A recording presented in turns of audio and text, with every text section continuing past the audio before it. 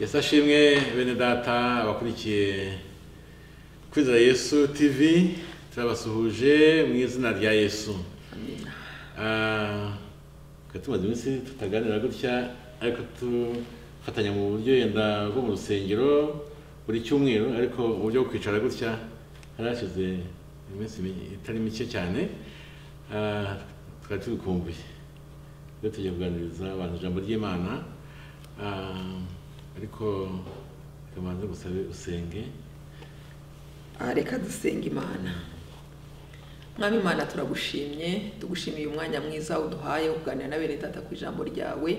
Bino umwanya mwiza, umwanya utwungura, umwanya imitima yakigubwa neza uko tuba turi kumva amakuru ava mu ijuru, umwanya ijambo ry'Imana ritunezeza kuko iri jambo riradufasha cyane. Iri jambo nibyo kurya by'ubugingo, niryo rituyobora.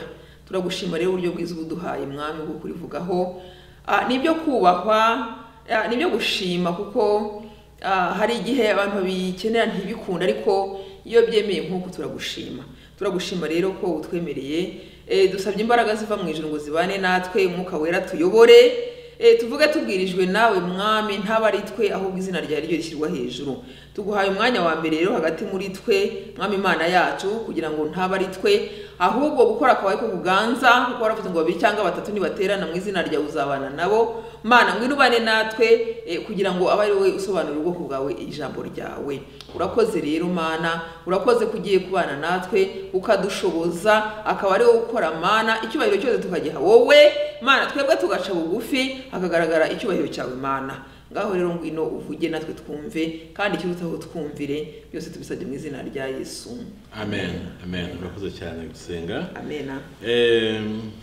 Tudatinze wasoma aho tugiye kuvugaho, ngo tuze kuganira nyine duhereye ku ijambo ry'Imana tugiye kubaganirizaho mu buryo bw'ikiganiro. Turifashisha umurongo dusoma muri Samweli wa mbere, Samweli wa mbere igice cya 24 umurongo 1 wa 7. Reka bariho dusoma mu izina rya Yesu. Haranditse ngo, abwira abantu be ati, Uwiteka andinde kugenza ntya umwanzi wanjye. Uwiteka yimikishije amavuta, ngahangara kumuramburiraho ukuboko kwanjye, kandi ari we Uwiteka yimikishije amavuta. Amen. Amen. Amen. Urakoze cyane, usonge neza ijambo ry'Imana.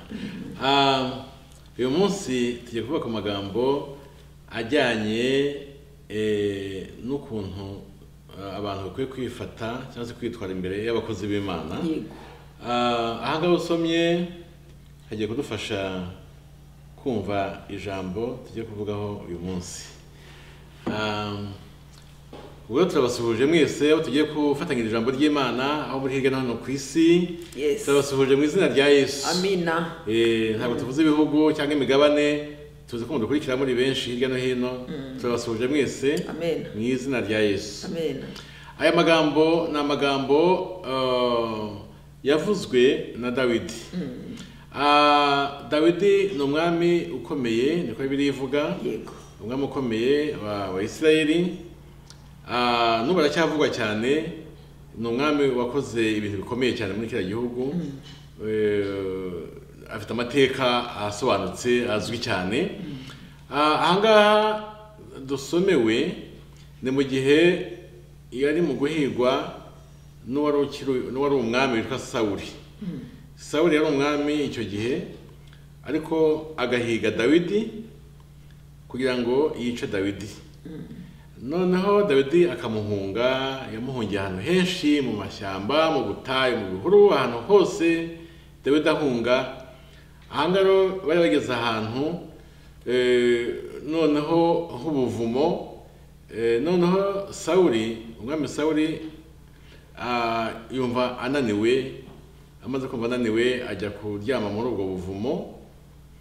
Agiye kuryamamo nyine arasinzira, n'abantu be barasinzira bose. Noneho Dawidi nawe kubera kwirukanka nyine ibyo bigunda hose yirukanka ahunga Sawuli, nawe yumva arananiwe, nawe ashaka ahantu yajya kuryama, nawe abona ko ahantu yajya kuryama kuruhukira ari aho ngaho muri ubwo buvumo. Ubwo rero muri ubwo buvumo niho tugiye kuvugaho uyu munsi ukuntu byagenze. Dawidi ageze mu buvumo n'igihe akaryamye abona ahubwo harimo Sawuli nawe wasinziriyemo n'abantu be, ariko bakurikiye Dawidi ngo bamwice. Abagaragu ba Dawidi nawe afite abagaragu bamuherekeje, yari afite abantu bamuherekeje babarwanye nawe. Noneho abarwanye ba Dawidi baravuga bati umva rero Dawidi tugize amahirwe, aya ni amahirwe Imana iduhaye amahirwe yo kwica umwanzi wawe. Yamutugabije rwose, yamutugabije. Nguyu aho aryamye udaha kubivuga nabi, ngicyeho kirya. Nguyu aho aryamye, Dawidi tureke Dawidi tureke twice Sawuli rwose, kuko aya ni amahirwe Imana iduhaye. Imana yamutugabije, tumwice ikibazo kibe kirangiye. Amagambo dusomye uyu munsi ni amagambo agiye kutwinspira icyo dushaka kuvuga uyu munsi. Dawidi abwira abantu bati nyaboneka musigeho, ntimwongere kuvuga ayo magambo ahubwo muyibagirwe. Ntabwo bishoboka na gato ko natinyuka ngo ndamburire ukuboko uw'Imana yimikishije amavuta ngo mwice. Ntabwo bibaho, ntabwo bibaho.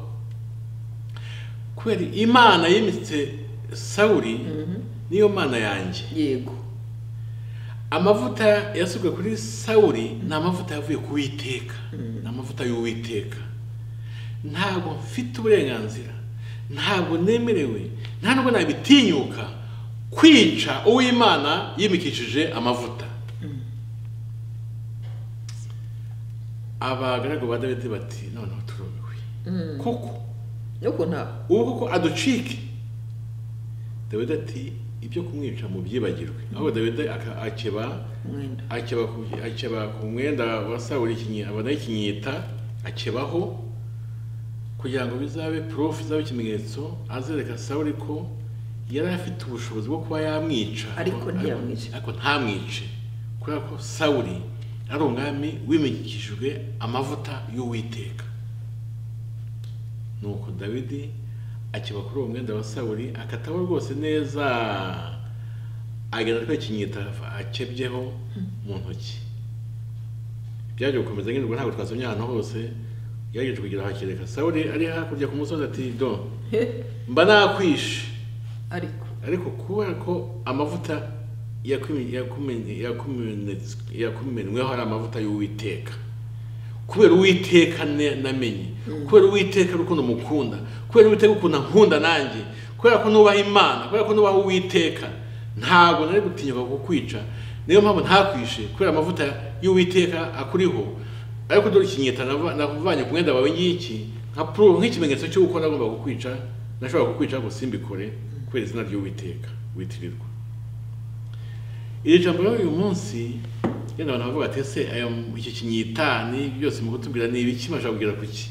Uyu munsi dufite umutwe intego y'ijambo, ni ijambo ni intego ivuga ngo kubaha uw'Imana yashyizeho, kubaha uwo Uwiteka yimikishije amavuta, guha agaciro abakozi b'Imana bari mu murimo. Kuko Sawuli kugeza igihe yarakiri mu buyobozi, kuko Imana kubera ko yagaye Sawuli nyine yaje kumuvanaho, uwo yamuvanyeho baranamwishe Sawuli rwose. Imana imuvana ku bwami, Imana ubwami ibuha Dawidi, ariko byakozwe n'Imana, ntabwo byakozwe n'abantu. Ntabwo Dawidi ari we wavanyeho Sawuli, ahubwo Sawuli yavanyeho n'Imana, kuko niyo yamushyizeho. Uwo mu gihe cyose yari muri serivisi, yari mu murimo, ntabwo Dawidi yari yemerewe kumukoraho, kumwica, kumwambura ubwami ku ngufu, byo kuba bibaye nka kudeta. Kuko ubundi Dawidi ubundi yari afite isezerano ry'uko ari uzaba umwami wa Isirayeli. Iyo yica Sawuli birumvikana ko nta mwami wari kuba hari wundi, yenda Dawidi yanafata n'ubwami ariko akabufasha akakudeta akabafata atabuhawe mu buryo bwemewe akabufata mbese nk'ubwibye. Rero Dawidi yanze kugwa mu ikosa ryo kuvana Sawuli ku bwami. Igihe cy'ubivugaho nawe. Ahangaha ni ijambo rikomeye. Ni ijambo rikomeye kandi mbere yuko tufata iteme nyine twabitekerejeho kugira ngo bitwigishe uko ijambo ry'Imana ribereho kutwigisha. Urebye kwimikwa n'Imana ukaba umukozi w'Imana ukakorera Imana ukavugira Imana ugahagarara muri uwo mwanya ni ibintu byo kubahwa. Ni ibintu byo kubahwa. Ahangaha Dawidi atubera urugero rwiza kubera ko urebye ukuntu Sawuli yamuhigaga n'ukuntu yamuhemukiraga kenshi kandi yabona okaziyo nk'ingi akavuga ati ntabwo ndi bukore ku Imana yimikishije amavuta. Ubu ni ibintu byakatubereye isomo. Byakatubereye isomo ryo kudahangara abakozi b'Imana, kudahangara abantu bari mu murimo w'Imana, kudahangara abantu bavugira Imana, kudahangara abantu bari mu butumwa, abantu bari gukorera Imana. Nabo ni abantu ariko aho isi igeze iyo turebye ukuntu wa mugani babaharabika cyangwa babavuga babakoronga babasebya ukuntu bateshwa agaciro, mu by'ukuri biratubabaza. Mu ijambo Sawuli yari muri pozisiyo mbi. Sawuli yari muri pozisiyo yo kuba yanasuzugurwa. Yego. Ko umwami w'igihugu gikomeye nka kiriya cya Isirayeli cy'ubwoko bw'Imana aba mu kigunda yirirwa yirukanka ibinani inyuma ya Dawidi. Dawidi aramubwira ati ko yavuze ngo ko ndimbwa gusa ntacyo ndicyo kuko umuntu uri guhirwa urabona wari we nk'umwami w'igihugu ko nta kurwanya gutwara umuntu muto cyane kuri wowe.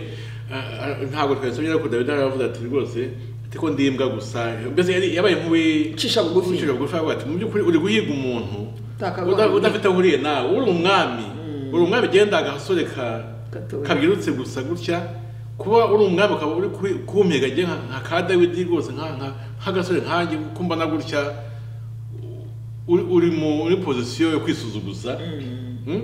Mbese nashaka kuvuga ko Sawuli yari mu mwanya wo kwisuzuguza kuko yari umwami utakwiye kuba ari mu bihuru gutyo ahiga umusore witwa Dawidi utaraba umwami. Urumva yari umuntu usanzwe kugeza icyo gihe. Icyo nashaka kuvuga abatwumva nawe muri kumva ko Sawuli yari mu mwanya wo kwisuzuguza. Umuntu w'umwami uri mu mashyamba uri mu bihuru uri mu buvumo ahantu batabona wahindanye ibyatsi byagiye ku myenda wabaye nk'umusazi uri guhiga umusore witwa Dawidi. Sawuli yari mu mwanya ukwiye kumusuzuguza imbere y'abantu rwose. Ikindi abantu bari bafite impamvu yo kuba basuzugura Sawuli n'abagaragu ba Dawidi kuba batumva tukice tumwice n'aba batumva ntabwo akwiriye guhabwa ikibazo cy'umwami. Aho aryamye ahangaha uko kimeze uko ameze gutya akwiye gusuzugurwa akwiye no kwicwa.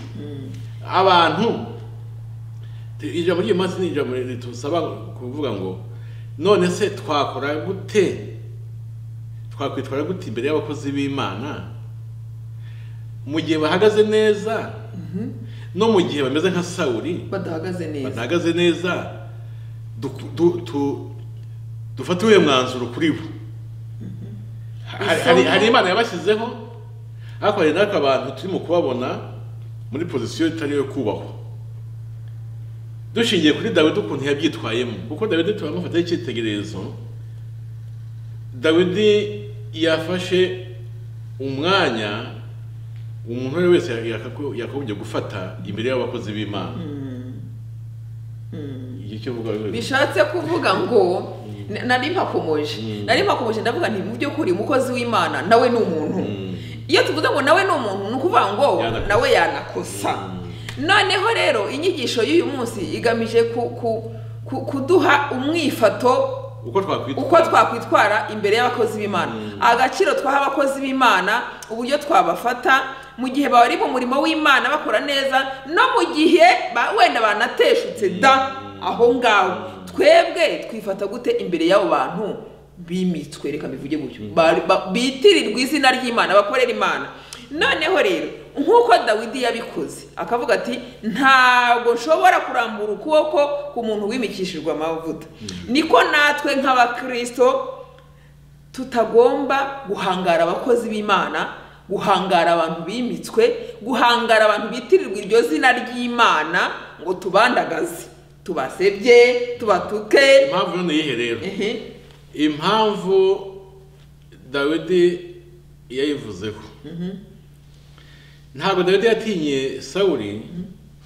Dawidi yari afite ingabo zihagije ku buryo yakwica Sawuli, nubwo banahaguruka bakakanguka bari kurwana, ariko Dawidi ari gutsinda byanze bikunze, ko Dawidi afite abarwanyi nawe bamukurikiye batari bake, kandi yari umuhanga mu kurwana.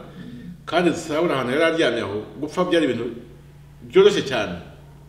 Ariko Dawidi yavuze ijambo rikomeye, avuga ati ntabwo natinyuka guhangara uwo Imana yimikishije amavuta.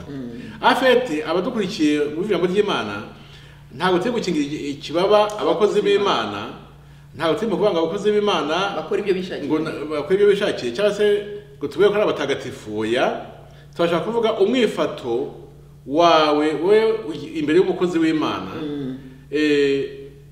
bitewe n'impamvu Dawidi yavuze aha ngiye kuvuga. Wakwitwara gute? Dawidi impamvu yatumye adatinyuka, yatinye Imana. Yego, ntabwo yatinye Sawuli, kuko rwose afite ubushobozi bwo kuba yamwica rwose, kandi no kwisobanura ko yishe Sawuli mu Bisirayeli byari kuba ibintu byumvikana. bari ku rugamba, yari kuvuga ati cyambere uyu muntu namwisha mpiga, yego, ntabona musanze ibwami. Yanyesangiye mu mashyamba aho namuhungiye, aza kunyicira, ndamutanga ndamwica. Abantu bajya batanga abandi bakabica, batanga bakica abantu. Mwe gutanguranwa, ntabwo igihe cyose tugomba gutanguranwa. Ubwo Dawidi yavuze ijambo rikomeye, aravuga ati ntabwo natinyuka kurambura ukuboko ngo nice uw'Imana yasize amavuta. Ntabwo bivuga ko Dawidi yashimaga Sawuli, ntabwo Sawuli yari mu mwanya w'icyubahiro, ahubwo Sawuli yari mu mwanya wo kwisuzuguza. Sawuli yari mu mwanya wanamwicisha agapfa n'ubusa rwose, ariko Dawidi yatinye Imana. Ubwo rero icyo twashaka kwigisha muri iri jambo hanini, ntabwo ndagira ku mwanzuro, ariko ndashaka kusa nko babonjaho, nuko kubera Imana yashyizeho umuntu, kubera Imana yashyizeho umubishopu, kubera Imana yashyizeho umupasitoro, ntabwo kubahera abapasitoro ko ari abapasitoro, ahubwo tubahera Imana yeretse bakajya bitirirwa Imana yeretse bakajya muri serivisi mu murimo wayo, bakaba bari mu gukora bavuga mu izina ry'Imana, bakaba bayoboye paruwasi bayoboye mu izina ry'Imana, bakaba bitirirwa izina ry'Imana, bakaba bitwa abakozi b'Imana. Kubera iyo Mana iri kugaruka kuri uwo mukozi, uko yitwara uwo mukozi birashoboka kuba byiza cyangwa bikaba bibi, birashoboka. Ariko kubera Imana yitirirwa, kubera Imana hagarariye mu murimo, dusabwa gutinya Imana yabashyizeho, ntiduhangare ku gufata umwanzuro wo kugira icyo tubakoraho, kuko ufite icyo kubakoraho n'uwabashyizeho, n'uwo bitirirwa, n'uwo bashyiraho, ni nawo bavanaho, ni nawo bahana iyo bakosheje. Reka baranahanwa, ese njye ntibahanwa? Barahanwa, yenda ntibabivuga ariko barahanwa. Ariko icyo nashaka kuvuga ni ukuvuga ngo tureke Imana ikore ibyayo ku bakozi bayo, twebwe igitinyiro twe kugishyira ku bakozi b'Imana, nabo tugishyire ku Mana bitirirwa. Impamvu ni iyihe rero? Kwaga kwikongereza uburakari bw'Imana ngo turi gushaka guhana abakozi b'Imana. Ntabwo abakozi b'Imana bahanwa n'abantu, ahubwo bahanwa n'uwabashyizeho, nabo bavanaho. Ubwo rero iyo tugize umujinya mwinshi tugashaka kubumvisha, tuba turi mu kwivanga mu mikorere y'Imana. Niyo ibafiteho ijambo, nuko bagwa Imana kuri gutinda kubahana. Reka ngire wenda nawe ikindi mvuga ahangaha. umuntu ashobora kwibaza akavuga ati se ko bari kuvugira abakozi b'Imana kandi ngo bitirirwe izina ry'Imana, ese bose niko ari abakozi b'Imana? Iyo kibazo umuntu ashobora kukibaza. Ese bose niko ari abakozi b'Imana?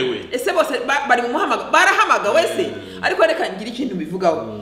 Kuba byonyine yitwa ko ari umukozi w'Imana, yamuhamagara itamuhamagara, ariko ni umukozi w'Imana, ari gukora mu iryo zina, ari gukora mu iryo zina. Niba Imana yaramuhamagaye koko akaba akora muri iryo zina, Imana irabizi.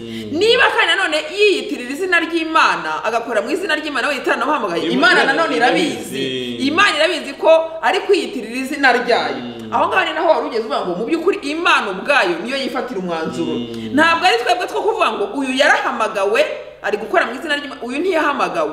Bose baritwa abakozi b'Imana, bose bafite Bibiliya, bari kugenda bagabura iby'Imana. Wenda kuko bamwe ntibari kubikora neza, ariko barakorera mu iryo zina, n'iryo zina. Iryo zina rero twebwe niryo turi kusa nkaho tuvugira, izina ry'Imana. Ntabwo turi guha abakozi b'Imana icyubahiro cyane, nta nubwo turi kubakingira ikibaba, ahubwo iryo zina bitirirwa, iryo zina bitirirwa ari naryo Dawidi yarebye. Ari naryo Dawidi yarebye aravuga ati yimikishijwe amavuta, ndabizi neza Imana yaramwimitse, nta burenganzira afite bwo kumuramburaho ukuboko. Rega nkubwira ibijyanye nuko yenda bamwe bahamagawe abandi batahamagawe, ibyo ngibyo n'Imana ibizi. Imana ibizi. Abyo tubona twebwe n'amaso yacu nuko abo bombi tuvuga gutyo bari mu mirimo. Yego. Bari mu murimo. Bari mu murimo. Abahamagawe bayoboye amaparuwasi. Yego. Nabo tuvuga ko batahamagawe nabo bayoboye amaparuwasi. Ubwo no kuvuga ngo ufashe inkoni ngo kubitumwe muri bo kavuga uti ureka kubite nk'inkoni kuko igisa ntabwo mwemera nk'umupasitori. Uko burya ubukubise umukozi w'Imana nubwo yaba atanemewe, ariko byitwa ko wakubise umukozi w'Imana wo baraparuwasi iyi niyi. N'abazajya kubivuga bazavuga ko wakubise umukozi w'Imana yakoze iki, umukozi n'ababivuga kuri social media n'ababandagaza nabo bagenda bavuga umupasitoro, umukozi w'Imana, umukibyose. None ikibabaza Imana rero no kuvuga ngo nubwo utamwemera ko ari umukozi w'Imana, yenda koko birashoboka ko yaba rwose atanari we, birashoboka, ariko ibyo ntabwo ari ibyacu. Ndi kuvuga ngo kubita inkoni yenda kugira ngo hari umuntu yumve ko bimeze. Iyo mukubise inkoni bivuga ko ukubise umukozi w'Imana inkoni, ukora umurimo hanaha. Ibyo rero bigera ku Mana, Imana ntabwo rero ko mukubise yenda utanamwemera kandi bikaba ari nabyo, ahubwo Imana ivuga ko wakubise umuntu witirirwa izina ryayo. Bityo rero bibabaza Imana ikubona nk'uwayisuzuguye. Ntabwo ubona ko wakubise umukozi w'Imana utemera, ahubwo ubona ko wakubise umukozi w'Imana gusa. Ikindi nanone twabwira abantu, urabona social media imaze gutera imbere cyane, noneho abantu babigize n'ubucuruzi, wa mugani abantu babishakira na views. Noneho ugasanga abantu kumva ko naharabika umukozi w'Imana biri busakuze cyane. Noneho rero abantu bakahuririra bakumva ibintu byose bagiye gukora babivuge ngo umukozi w'Imana, umukozi w'Imana. Mperutse gutegera ubutumwa bumwe bw'umukozi w'Imana, umupastori yarimo abwiriza kandi yanarakaye cyane, avuga ati mu by'ukuri satani yarahagurutse ngo asenye umurimo w'Imana, satani yarahagurutse ngo aharabike abakozi b'Imana. Ati mu by'ukuri abantu bumva banejejwe cyane no kuvuga abakozi b'Imana. Yatanze urugero ku bantu b'abakobwa cyangwa b'abadamu bajya kuri social media bakavuga ngo abakozi b'Imana barabasambanije, ngo abakozi b'Imana barabasambanyije. Umupasiteri aravuga ati kuki batavuga abapfumu babasambanije, kuki bajya mu bapfumu bakabasambanya ariko ntibaze ngo babivuge, kuki babiba ntibaze ngo bavuge ngo babibye ababariganije. Ariko agashimishwa no kuvuga umukozi w'Imana twararyamanye, umukozi w'Imana yanteye inda, umukozi w'Imana ngo byagenze, ukabona nibyo bibabangukira cyane, ariko barimo barakosa. Ese kuki barimo baratandukira, kuki iyo bita umukozi w'Imana, kuki iyo asambanye ariho yitwa umukozi w'Imana ahubwo noneho cyane, kuki noneho abanyamakuru abo umukozi w'Imana noneho uje ibyangombwa, umukozi w'Imana uje ibyangombwa abasambanye. Kare ntiwamwemeraga ariko ko yasambanye umukozi w'Imana, yasambanyije umukristo. Ntabwo umukozi w'Imana furu wemewe kubera ko yakoze icyaha, kandi mbere ntiwamwemeraga. Ntiwashaka no kumuvuga, ntiwashaka no kumuvuga ko mu by'ukuri ikibazo bibabaza Imana, kuko icyo gihe biba bisakuza nyine ko umukozi w'Imana yahemukiwe, yavuzwe nabi, cyangwa se ibyo yandagajwe. noneho Imana yo icyo gihe izi kuri iki izina ryayo riri mu kuvuga muri ibyo bintu. Yego. Iryo zina ry'Imana noneho ryaje mwakuriye mukarizana hino cyane, muryifashije kugira ngo bihe imbaraga ibyo muvuga. Niryo Imana ikurikirana ikakwasa igahana. Imana ishobora kuza aho kugira ngo yibasire wa mukozi w'Imana, ahubwo nubwo yakosheje abona ntikaza yibasiye wa muntu uri gutuka iryo zina waryitwaje, kugira ngo noneho arivuge nabi, asuzuguza Imana, kuko amaherezo Imana niyo yandagazwa icyo gihe. Reka ntanga urugero, reka ntanga ingero ebyiri kuri icyo kintu uvuze cyuko ushobora guharabika umukozi w'Imana ukabihomberamo kandi mu by'ukuri wabyitaga nk'ibikino. Nowa umwuzure urangiye, Nowa uzi ko Imana yari yamushimye imutangira ubuhamya, ararokoka n'umuryango we, abandi bose baratsemba. Noneho muri kwa kurokoka we ntiyago yabyitwayemo neza, arasinda, asinze yambaye ubusa rero baramuseka. Abamusetse mu by'ukuri kwa gusinda ukambara ubusa ni skandali, ni ibintu bitabaho ubundi. Ariko noneho abandi bamusetse abaribo bahanwa, si ikibazo, abaribo bahanwa kubera ko bamusetse kandi Imana iramwemera. Urundi rugero ni kuri Dawidi ubwe nawe. Dawidi isanduku y'Imana igarutse mu murwa yarabyinnye, arabyina kubera umunezero umwiterurawe. Umugore we aramuseka aramukoba, aramugaya rwose, yabwira abantu ati nimundebere nk'iyi n'ibyo byose. Haravuga ati ndabyinira Imana, iyi Mana ndayizi, niyo mbyinira uko byamera kose. Imana yakuye so ku ngoma ikanyimika, niyo ndi kubyinira rwose, niyo ibyo nakora byose. Wa mugore Imana iramuhana, wa undi wataye umwitero ntiyagira icyaha. Turi gukebura abantu ngo mu by'ukuri abantu bareke gukomeza kwandagaza abakozi b'Imana no kumva ko bibaryoheye cyane kubavuga no kubasebya. Ubundi iryo zina ry'Imana niryo mukwiye gutinya cyane. Yego. Kubera ko baryitirirwa mu bareke. Yego. Mu bareke kubera iryo zina bitirirwa kuko niryo rifite agaciro kurutabo. Kurutabo. Iryo zina ry'Imana ikurikirana igakurikirana ahubwo ari mu kurivuga nabi bitwaje umuntu. No kugira ngo abantu bareke kwikurura umujinya w'Imana, bahemukira abakozi b'Imana, si ukubasebya gusa, si ukubandagaza. Hari n'abahemukira mu buryo bufatika, harabagambanira, harabakorera ibintu bibi. Rero icyo gihe baba bari kwikurura umujinya w'Imana, kuko iryo zina bitirirwa Imana irarireba ugasanga umuntu yikururiye umuvumo, umuntu ari mu bibazo bitarangira, uri umuntu ari mu nyatsi zitarangira, ari mu bintu adasobanukiwe nawe ubwo impamvu bimugera. Kubera iki?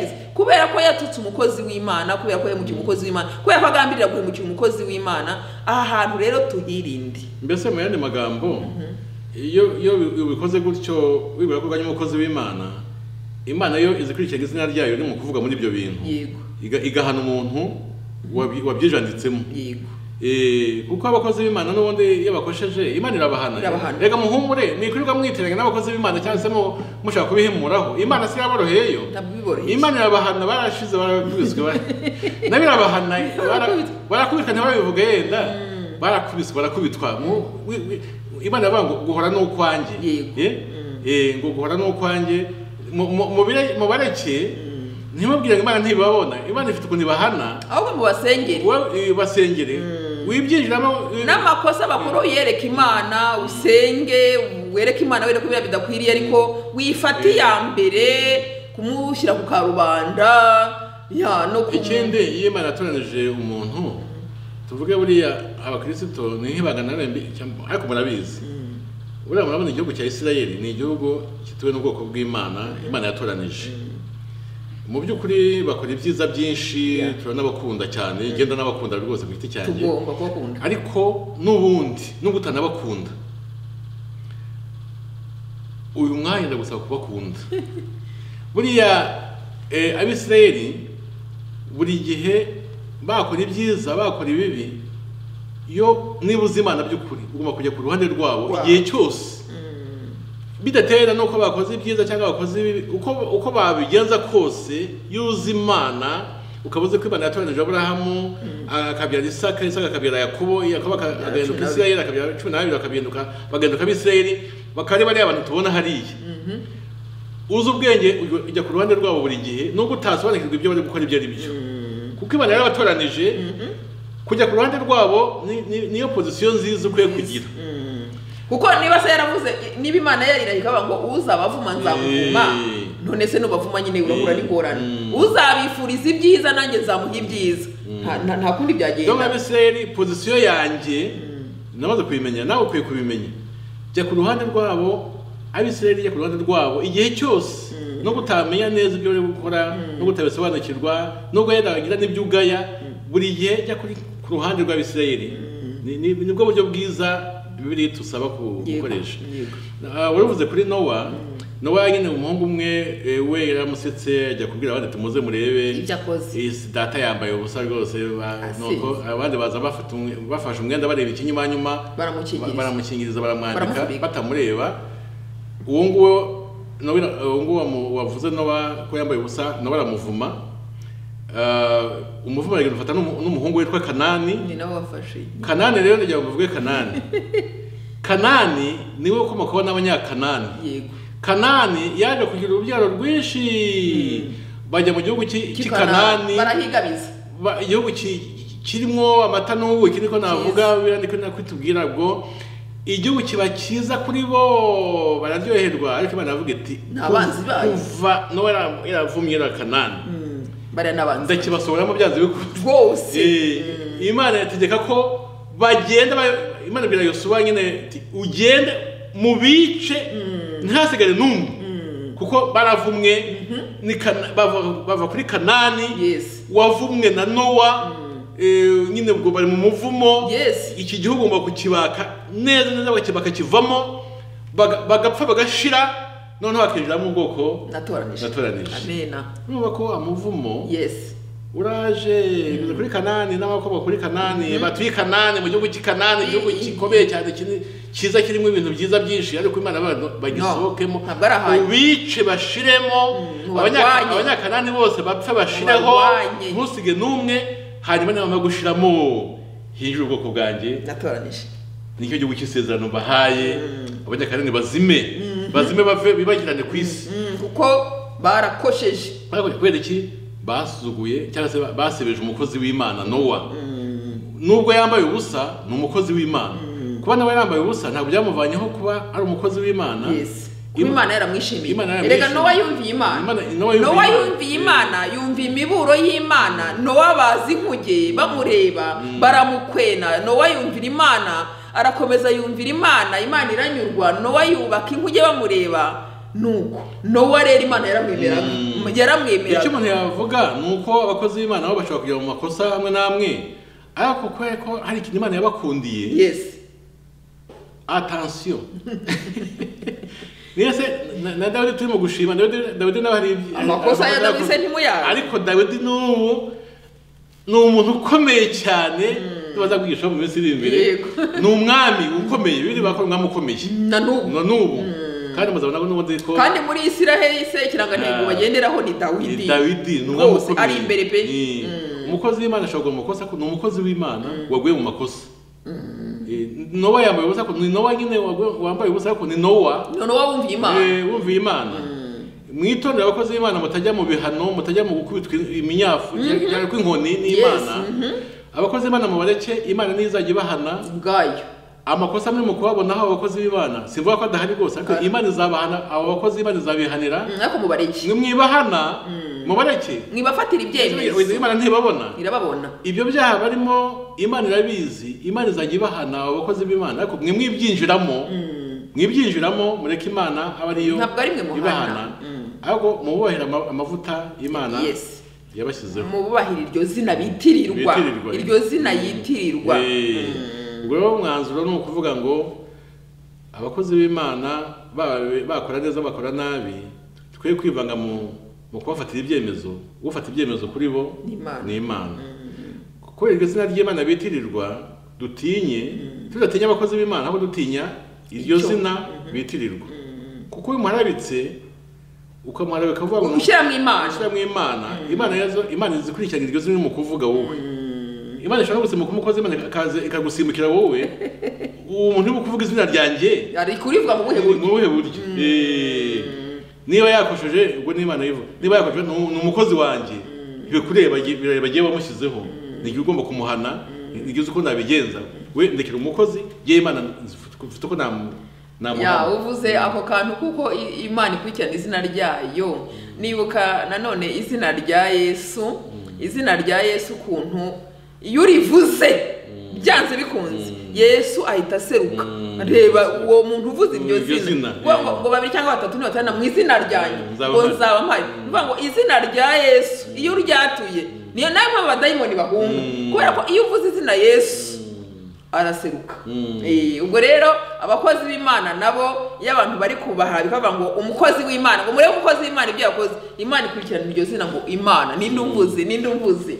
Ntabwo rero uri guharabika umukozi w'Imana, ahubwo Imana yitirirwa uwikoze mu jisho. Abizi by'amashanyarazi hari ikintu nshaka kuvuga gishibaga ibyo turimo kuvuga. Iyo uvuze izina Yesu ni nko gukanda kuri inteributeri, itara rya gute? Itara leta ryaka. Iyo uvuze izina ry'Imana ubu kandi inteributeri n'ubundi nuvuga ngo ubuhuje uba wihuje n'ijuru. None Imana ije kureba umuntu ukanze kuri inteributeri impava yikanze agasanga ari mu kubivuga nabi, si ikibazo. Niwe Imana niwe ihana hawo mbere yuko ihana n'umukozi wayo. Nuvuga ngo iyo muvuze umukozi w'Imana, iyo uvuze izina ry'Imana cyangwa izina rya Yesu ubu kanze buto, ubu kanze inteributeri, Imana iza kureba umuntu uyivuze. Ni byiza ko Imana iza igasanga umuntu yivuze ari mu kubivuga ibintu byiza. Niza igasanga ugiye ku mukozi wawe mu kumuvuga nabi uyihamagaye, ubwo niwe muzabonana. Mukande buto muvuga Imana neza, abakozi Imana mubavuga neza, ibibazo bafite byo gutitwara neza ibyo ngibyo Imana irabizi, igenda ibahana. Imana ifite uko igenda ibijera, ibyo ni ibyayo. Mu bihugu bikomeye byateye imbere hari ukuntu bashyira muri systeme, wavuga nk'izina ry'umuntu ako kanya bagahita babona aho uri. Iyo uvuze ngo umukozi w'Imana, Imana ntabwo rero kuvuza umukozi, ahubwo ireba ngo Imana. Iyo zina Imana ishyizemo bituma Imana iza kureba umuntu uvuze ninde, uwo muntu uvuze ninde. Yaza gasanga uhugiye ku mukozi w'Imana mu kumuvuga nabi, aho mwicaye mu kabari no ukaze muturamamagaye, none uri kuvugira umukozi wanjye. Uyo munyamukanda rero buto y'Imana muyivuga neza. Amina. Ukandi buto uvuga umukozi w'Imana neza, niba hari by'umugaya ibyo byivangamo, Imana irabizi. Kuko nuvuga umukozi w'Imana nabi uza uri gukanda buto, uri guhamagara Imana iza kureba umuntu uri mu kuyivuga. Hanyuma rero isago yivuga nabi umukozi w'Imana nabi, kije muzabonana. Nubwo yaba afite amakosa, Imana bwayo niyo izi ukuntu yabigenza ikamuhana. Rwose barahanwa, muhumuriza ajye bahanaga, mwigira cyangwa bagirira imbabazi, mwishe bahaguzwa gukingo umukozi w'Imana ngo yakosheje kandi Imana ikabita muhana, reka tumuvuge nabi none tumuharabike. Wenda yasabye imbabazi. Iyo dasabye imbabazi. Gura mujye mwenda gukanda amabuto muhamagara Imana, mutaramiye ku bakozi b'Imana. Muvuga Imana mushyira iryo zina kurivuga. Iryo zina ni kibazo. Iryo zina.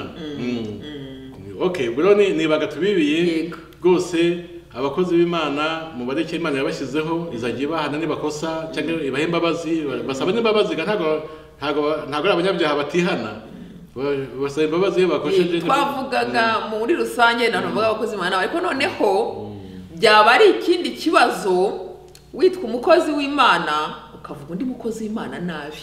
Urabona Dawidi yaraza amavuta icyari cyo, ageze ku mavuta arayamenya, aravuga ati uyu yimikishwa amavuta. Dawidi nawe yayimikishijwe, ariko byaba bibabaje uri umukozi w'Imana ugahangara nanone gutuka abakozi b'Imana, kubahemukira, kubagambanira, nawe witwa umukozi w'Imana. Si ikibazo. Ibyo navugaga, umukozi w'Imana uvuga nawe undi mukozi w'Imana nawe akaze buto, abahamagaye Imana.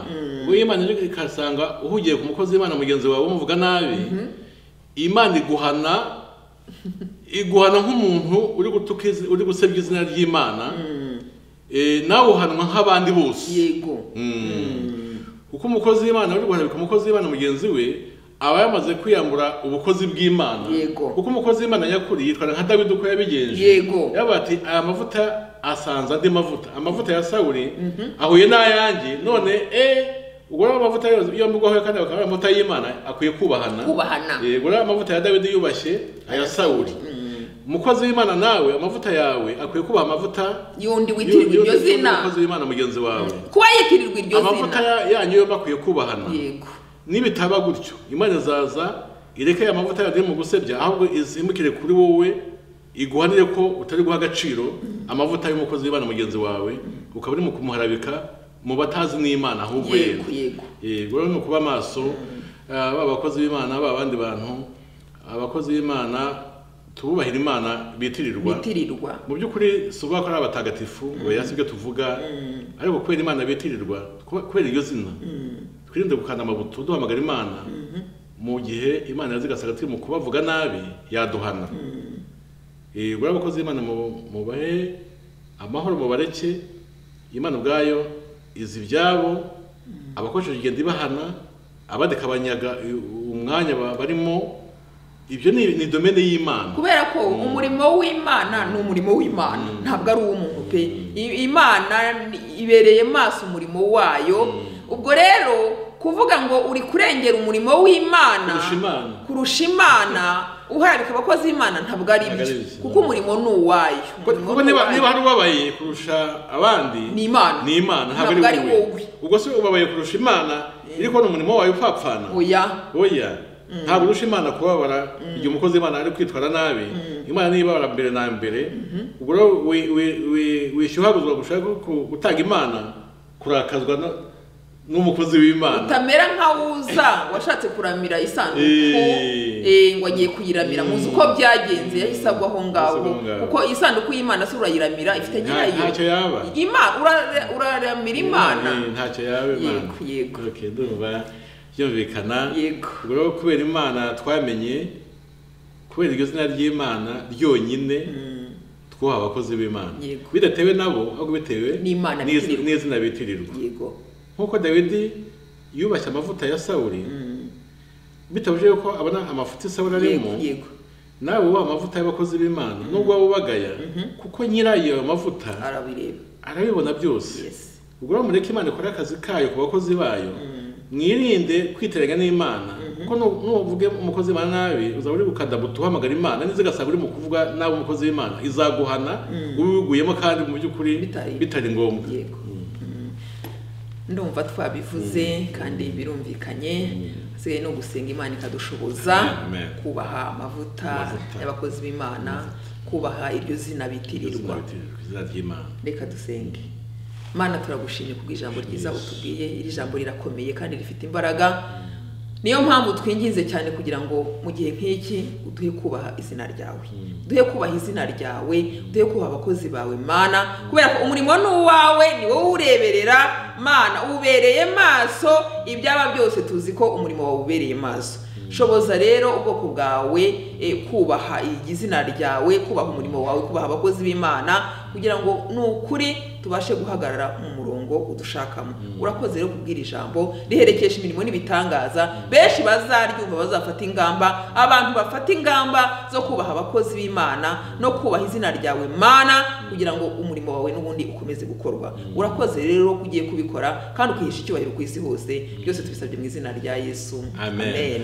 amen Imana ibahe imigisha mu izina rya Yesu amen.